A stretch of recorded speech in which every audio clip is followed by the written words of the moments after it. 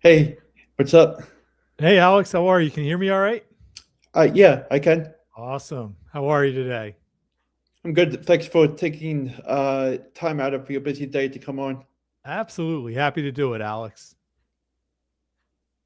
Welcome to episode number 98 of Hoop Talk Fanatics. I'm here with Aaron Bracy from Big5Hoops.com, and I'm happy to have the opportunity again to talk to him about Big Five basketball and what has been happening in everything basketball for Philadelphia. So welcome.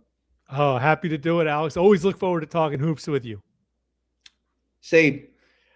Let's start off with St. Joe's. I know you'll be covering them tonight against Coastal Carolina. What are your expectations for them tonight, heading into tonight's matchup? Yeah, I mean, I would expect them to win tonight's game against Coastal Carolina. Coastal Carolina is a team from the Sun Belt Conference, a lower conference than the Atlantic 10.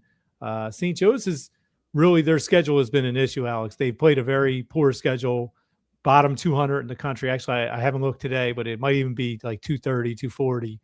And strength of schedule has been an issue this season. They haven't played as well as I thought outside of the first half at Syracuse. Obviously, they won that buzzer beater at Temple, which you were there. That was a great finish.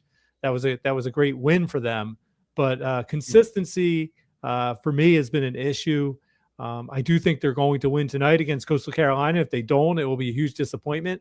Then they have one more game left in non-conference against Division III school Arcadia until they begin conference play at St. Louis on New Year's Eve. So we'll see more. We'll learn more about St. Joseph's when they play in the conference. I don't know that we'll learn all that much tonight, unless they lose. Then we'll learn a lot. But I think the conference schedule has been an issue. That's been their biggest issue for me, or non-conference schedule. That's been their biggest issue. Mm-hmm. What are your thoughts on the A10 as a whole and how it's shaping up to be? Yeah, that's a really good question. The A10 has traditionally been a 2 or 3 bid league in the NCAA tournament, as you know.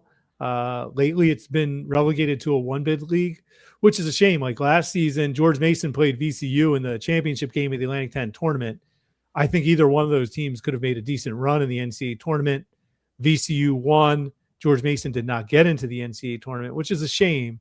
And ultimately, right now, the conference is really struggling to find its way with the metrics, with the strength of schedule, getting teams from larger Power 4 or Power 5 conferences to play them in the non-conference. And then when they get the opportunity, winning the games. But they're just not getting a lot of opportunities. The top half of the conference is still good. Dayton and VCU are still very good teams. And I think the conference as a whole is a good league. It's just the schedule is an issue. And they're going to have to figure out ways to get higher strength of schedule, to get higher in KenPom, to get higher in the NCAA net, because right now it's looking at the moment like this potentially could be another season for 1 bid in the Atlantic 10, which is a shame because I think the conference is better than that. Mm-hmm. I see St. Joe's starts the new year at home against AN3 Davidson. That should be an interesting start to the new year with how that game is going to go. Yeah, I think it will be. It'll be interesting, too, because Davidson has Sam Brown, who played at Penn last season, the son of former 76ers coach Brett Brown. So it'll be cool to see him play in Philly again, back home. Davidson, they've been like kind of up and down this season. They lost to Temple the other day, which was a pretty good win for Temple at Davidson. But traditionally, Davidson is a very good program in the Atlantic 10, a team that can shoot the 3-pointer. So I think that'll be a better test for St. Joseph's than what they've had. Although I think Davidson was picked like 10th in the conference, St. Joe's was picked like 7th in the preseason. Mm-hmm. So I think until you see St. Joe's play the top half of the conference, like they're going to play at St. Louis in their opener, that'll be a good test. VCU, Dayton, George Mason, who am I forgetting? Those are some of the schools anyway that I think will give you a litmus test of really what this St. Joe's team can be in the conference this year. Mm-hmm. So moving on to Villanova, they are 9-2 in the Big East. They came off a big win against Wisconsin in Milwaukee on Friday in overtime. I got to watch that whole game, and I loved how Matthew Hodge, Bryce Lindsey, and Caden Lewis played. I thought that they really thrived throughout that game, and they just held the Badgers to a limited amount of points, which was great to see. And I'm really anxious to see what they can do at Seton Hall tomorrow. Yeah, great points by you, Alex. And add Duke Brennan to that list. Duke Brennan had a really good game, but you're right. Matt Hodge, Caden Lewis, Bryce Lindsey, they all played really well. And to your point, I think the key was their defense. And especially early, they were able to really take control of the game with their defense and led to really good offense. Villanova's been a good offensive team all year, but I think defensively they played really well against Wisconsin.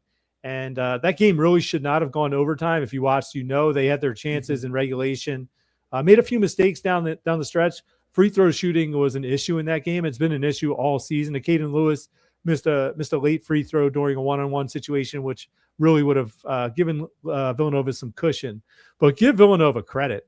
And Bryce Lindsey came out in overtime, hit 2 3-pointers early, when I thought like potentially they could have lost their chance to win by going into overtime.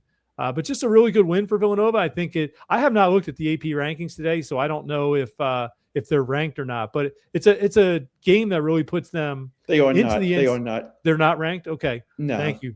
But they're right on the cusp. If they beat Seton Hall on Tuesday, like you said, Alex, I think they could potentially get into the AP top 25. But either way, right now they're looking like an NCAA tournament team, which I think is going to make every Villanova fan happy at the moment. I think I saw earlier today that Villanova had, I think, 4 or 5 votes, and Seton Hall had 49. Villanova had 4. Okay. I would have thought Villanova would have more than that, but okay. Actually, it might have been the other way around.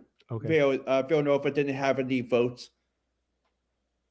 Yeah, I mean, I think like they still have more to prove. Like they've beaten. That was really a great win against Wisconsin. They beat them in Milwaukee, essentially more or less a home court. It goes down as a neutral court, but you're right there in Wisconsin. They beat a Pitt team from Power Conference. They won the Big 5 Classic tournament title over Penn. But there's still their schedule, and Kevin Willard even admitted they need to play better competition to see what they are from the voters. But I mean, hey, you got to give them credit. They've been playing really well. They've been one of the really pleasant surprises for me in the Big 5 this season with how well they've played. And I think I did not think this was a tournament team at the beginning of the season. And right now they are certainly proving me wrong. Mm-hmm. What are your thoughts on how Penn is looking and against Rutgers the other night? Yeah, I didn't watch the game the other night against Rutgers. I just followed the box score. I think Penn's been great this season. Unfortunately, Ethan Roberts did not play against Rutgers. He did not play in their previous game at Lafayette after getting injured against Villanova in the Big 5 Classic tournament game, title game. So I think Penn is going to be potentially a contender in the Ivy League with a healthy Ethan Roberts. He's their best player. He scored 31 points against St. Joseph's at the Palestra, followed that up with another big game at Drexel. Just a phenomenal shooter. Really fits Fran McCaffrey's up-tempo style really perfectly. And I think if he's back and if he's healthy, I think Penn can contend in the Ivy League. If not, I don't think they're going to be able to contend. I just don't think they have enough depth. I don't think they have enough scoring. But I do think they're on the right track. I think Fran McCaffrey gives them a coach with a pedigree. He's won everywhere he's been. He's at Lehigh, UNC Greensboro, Siena, Iowa. At every stop, he's won a conference title. He's back in Philly, back where his hometown, back at his alma mater. And I expect Penn to be really good in the Ivy League. in the very near future. Mm-hmm. I see they start off the new year at Princeton. I know that Princeton hasn't been up to their standard of winning. As of now, they are 3-11 going into tonight at Temple. I'm really anxious to see how they play tonight, especially against a Temple team that's 7-5 and uh, a pretty mediocre team, I would say. But I I just think that that Penn is a pretty solid team offensively, and they can make some noise. But I'm not really positive that they can be the top 4 team of the Ivy League with how it's shaping up to be. Yeah, and you're around Princeton a little bit more than me, Alex. I know you're over there quite a bit at Jadwin Gym. I have to be honest, I have not watched much Princeton this year. I do follow the box scores. I know they played Temple once this year, a close game, and Temple won that game in Florida. So this is very rare where a team is playing a non-conference foe twice. So Temple is playing Princeton for the second time. And you're right, Temple has been a pretty average team this season. I'd say probably a little better than average. But a game that Temple needs to win. As far as Princeton's concerned, I think they're feeling the effects of losing Xavion Lee to Florida. I think they lost another top player to the transfer portal. Caden Pierce. Okay, yeah, there you go, Caden Pierce. Yeah. So, and that's what happens. We're seeing that locally with Drexel. Drexel lost 4 players to Power 5 conference programs, and it's just tough when you're trying to replace your best players. It's not easy. And I think Princeton will get it together. I think they're going to be competitive. I know their coach is an excellent coach, but I haven't studied them enough to really give you an honest evaluation. From the Temple standpoint, Temple's been playing better basketball of late. Darian Ford has given them a great chance in every game. Aiden Tobias in the backcourt has been playing really well all season for 2 seasons, really. And Gavin Griffiths, who transferred from Rutgers, then to Nebraska and then to Temple, has been playing like the number 20 ranked prospect in the country that he was by 247 Sports coming out of high school. Unfortunately for Gavin and for Temple, he got hurt last Sunday against St. Francis. I was there, and he did not play in their game on Thursday at Davidson. So his availability tonight is in question. If they have him, I think that gives Temple another offensive weapon. I think Temple is similar to Penn in the respect that they don't have a lot of scoring depth. With Darian Ford, Aiden Tobias, and Gavin Griffiths, they have 3 players that are going to score the basketball, but they haven't gotten a lot of scoring out of the front court, nor have they gotten a lot of scoring out of their bench. So something to watch tonight. If Gavin Griffiths does not play, I think that's going to certainly help Princeton's cause. Speaking of Temple, I actually I was at Jadwin earlier today because Princeton women played Temple. Okay, yeah. Yeah. There's a lot. Somebody else played today. Who was it? Not Penn. I think Villanova women might have played today as well because of the. Oh yeah, they did. The school day games. How the game? I did not follow it at all. How did the game go? Princeton won 87-77. Okay. Yeah, Diane Richardson is the coach at Temple. I did watch Temple play in the Big 5 Women's Classic. St. Joseph's and Villanova played in the final. Villanova won that game. Bryn McMurray for Villanova had a tremendous game. She was the Mel Greenberg MVP. Villanova has a really good team, a team I think that could contend in the Big East. I couldn't really give you a breakdown analysis of the rest of the Big 5 based on just the one game that I saw from the women's standpoint. I do know St. Joseph's has been very good in recent years in the Atlantic 10. I think Richmond has been the top dog in that league, an NCAA tournament team. But yeah, it was really enjoyable. The Big 5 Women's Classic. I started out, Alex, covering women's basketball in college. That was my first quote unquote beat for the student newspaper, covering the St. Joseph's women's basketball team. Then I covered the Philadelphia Rage of the American Basketball League, a women's league. The Philadelphia Rage's point guard was Dawn Staley, which was really cool. So I have a lot of background and enjoy women's basketball. I just have not had a chance to cover it a ton. this season.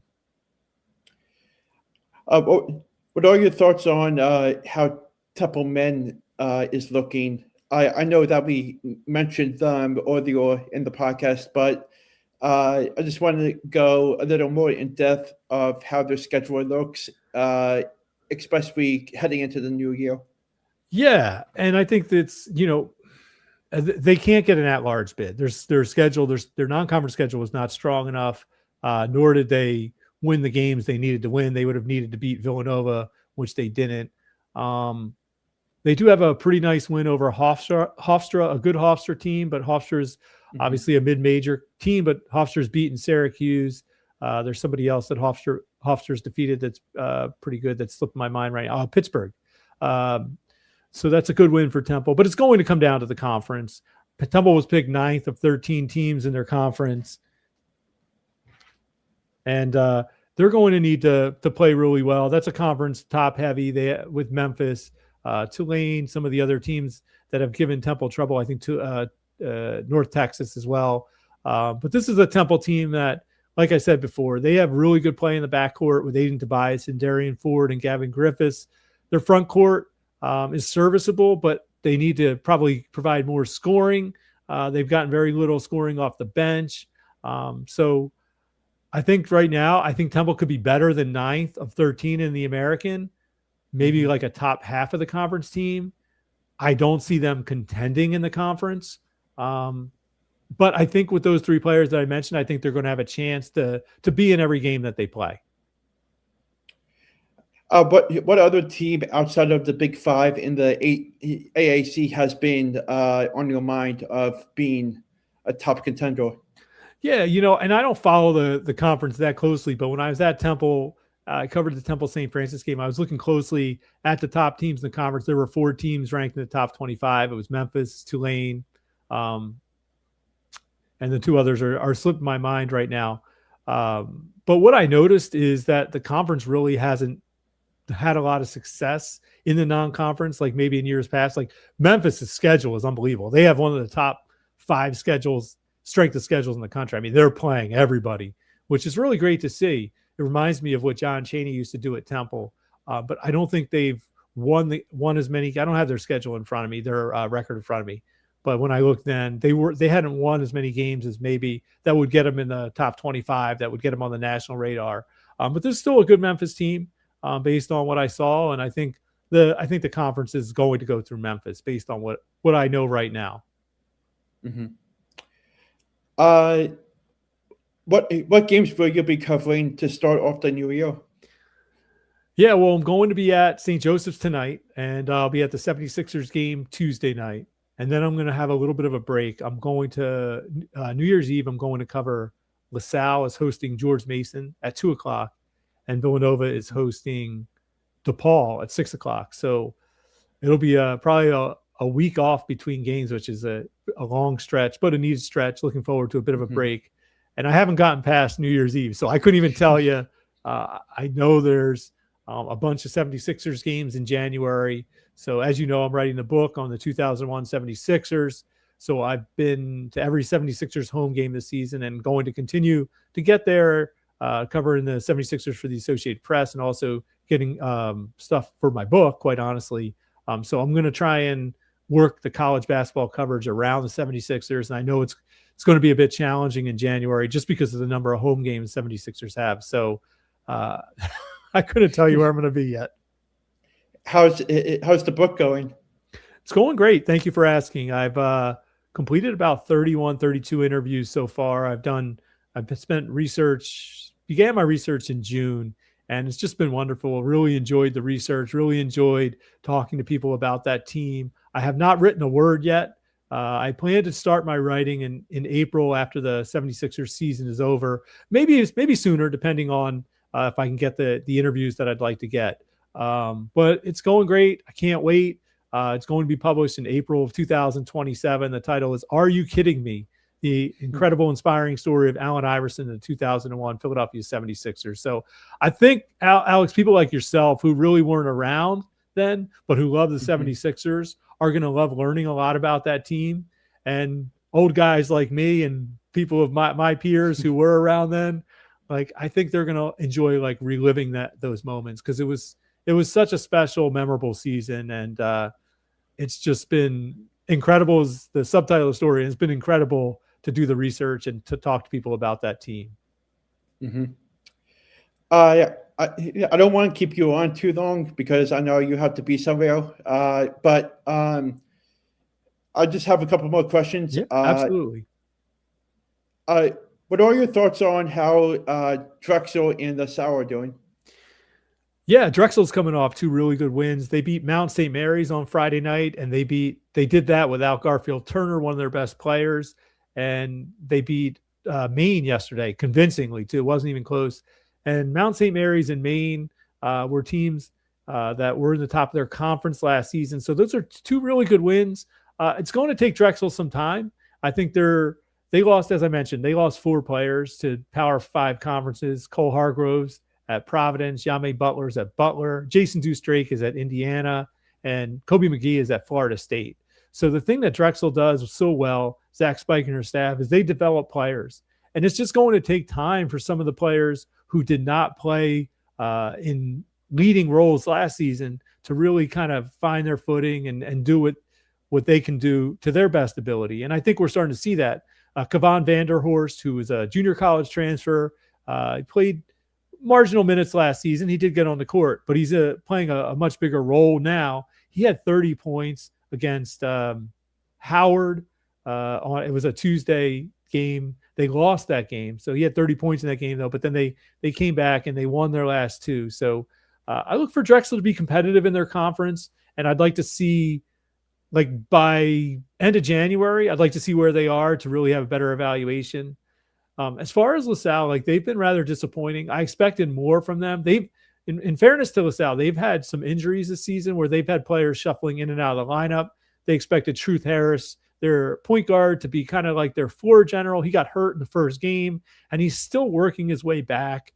But they have not been playing as well as I've expected. And the thing that's really hurting LaSalle, quite honestly, is their three-point shooting. I don't have the numbers in front of me, Alex, but I think they're shooting in 27% as a team, one of the worst three-point shooting teams in the country. And it's tough today to win basketball games when you can't hit the three-pointer. They were doubled up yesterday at Michigan, Sunday at Michigan. I think they lost like 102 to 51 or 101 to 52, something like that. Now, not everyone's kind of getting blown out by Michigan, but they lost to High Point Friday. They lost to Long Island, I think the Monday or Tuesday before that. So, like, you'd like the Michigan thing, no shame in that, but you'd like to see them win at least out of the 2 games, LIU or High Point. You'd like to see them win one of those. So, I'd like to see what they are with more lineup continuity. I'm looking forward to seeing them in person on New Year's Eve. But for me, they've been a bit disappointing based on what I thought they could be, but still plenty of season left to prove me wrong. My next set of questions. What type of, like, matchups are you looking forward to tonight against Coastal Carolina? Well, interestingly, there are 2 of the best shot blockers in the country tonight with St. Joe's Justice Ajibar, and Coastal Carolina has a player whose name is slipping my mind. But so I'm interested to see the defense. And the other thing that I'm looking forward is to introducing myself to Coastal Carolina coach Justin Gray. Justin was on the Wake Forest team along with Chris Paul that played St. Joseph's in the Sweet 16. Behind me, you can see my book, A Soaring Season. And I wrote about that season and that team. And so I'm looking forward to talking to Justin, if I can, a little bit about that game, his remembrances, and sharing some stories from the book. So we'll see if I get that opportunity. But honestly, that's one of the things I'm looking forward to tonight. Will you be working on any more interviews in the coming days? I'm going to take a bit of a break here over the holidays, over Christmas break. I want to spend time with my family. It's been very intense, the amount of interviews. I just did a really great interview yesterday with Jim Lynam, who is a former 76ers coach, longtime NBA coach, and he gave me some great insight into Allen Iverson. He coached Allen Iverson as an assistant coach on the 76ers. He coached against him as a head coach in the NBA and as an assistant coach in the NBA. He saw him play in the summer league. He was just gave me tremendous insight into Allen Iverson. So I do have several interviews lined up in the new year, Alex, but I don't have anything lined up on the horizon, and intentionally so. I'm going to be taking a bit of a break. I need to catch my breath a bit here. Thank you so much for taking the time to come on and talk Big Five hoops, and I look forward to having you again on soon. Definitely once the new year kicks off, and I hope you enjoy your Christmas holiday with your family, and I'll talk soon. Absolutely, Alex. I appreciate you having me on. Appreciate all that you do for Philadelphia basketball, and I wish the best to you and your family over Christmas. And I look forward to talking to you again soon, Alex. Thank you. Have fun tonight. Take care. Talk to you soon, Alex. Okay. See ya.